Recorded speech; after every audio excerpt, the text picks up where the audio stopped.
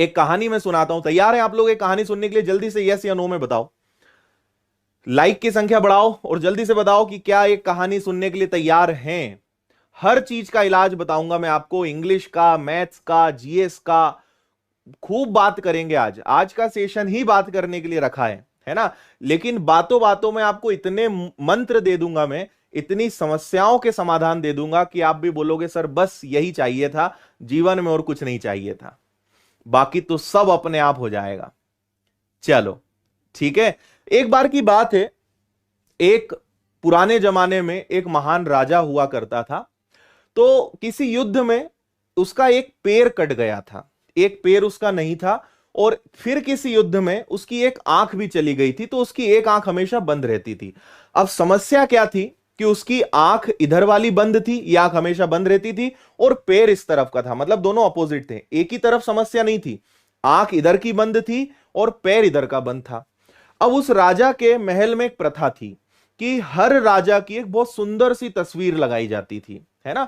तो एक दिन वो वहां से गुजर रहा था, तो उसने देखा कि हमारे जो पूर्वज हैं, लाइन से 30-40 फोटोज लगी हुई थी, जो पुराने पूर्वज, दादा परदादा, जो महान शासक उसके वंशज रहे थे। तो देखते जा रहा था, सबकी फोटो बहुत अच्छी लग रही थी, सब अपने आप में बहुत शूरवीर, बहुत बड़े योद्धा, सबकी फोटो देखते देखते आगे गया। तो 25-30 फोटोज खत्म हो गई और एक आखिरी फ्रेम पे आके वो रुक गया। वो फ्रेम खाली थी। फिर उसने अपने मंत्री से पूछा कि भाई ये फोटो क्यों यहां खाली क्यों है? बोले महाराज यहां आपकी फोटो लगेगी। तो वो टेंशन में आ गया। उसने कहा यार बात तो सही है, एक ना एक दिन मृत्यु तो मेरी भी होनी है, फोटो तो मेरी भी यहां पे लगनी है, लेकिन मेरी फोटो तो यहां पे बहुत गंदी लगेगी, क्योंकि मेरा पैर भी नहीं है और मेरी एक आंख भी नहीं है।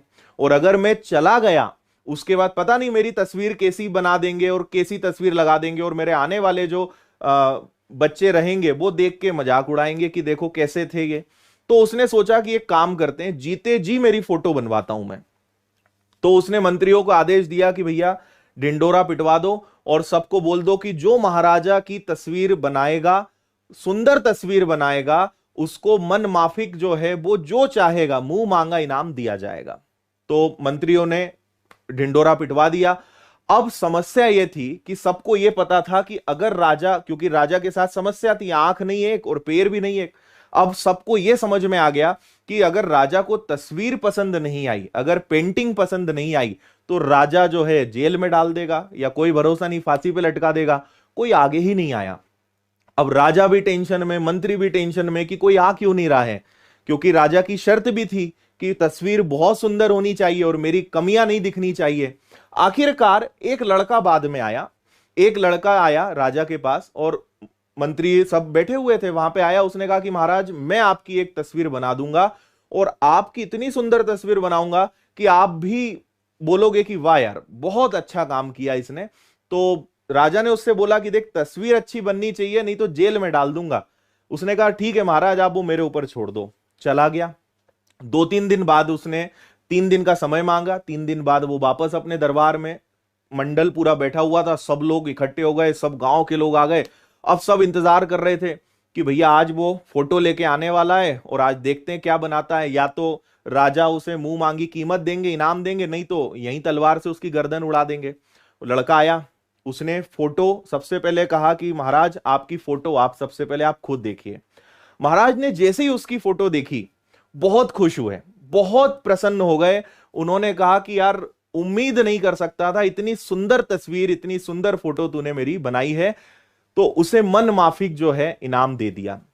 अब आपके मन में आएगा, सबके मन में आएगा कि ऐसा क्या उसने करा था कि राजा की जो दो कमियां थी, एक तो आंख बंद रहती थी, आंख उसकी फूटी हुई थी, दूसरा पैर उसका टूटा हुआ था, लेकिन इस तरीके से उसने तस्वीर बनाई कि दोनों चीजों को उसने दबा दिया। वो तस्वीर मैं आपको दिखाता हूं, उससे आपको समझ में आएगा।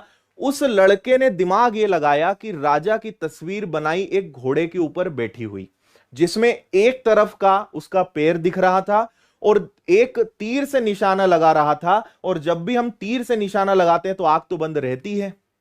तो आप देखिए क्या गजब का हल निकाला कि एक पैर भी आ गया, एक आंख भी बंद हो गई और किसी को कोई कमी भी पता नहीं चली। ठीक है जी।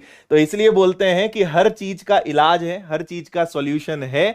बस दिमाग लगाना है ना, बस हमें अपने टैलेंट को, अपने जो इंसानी जो दिमाग है उसका भरपूर यूज करना है। तो एक छोटी सी कहानी थी जिसके बहुत मैसेज हो सकते हैं।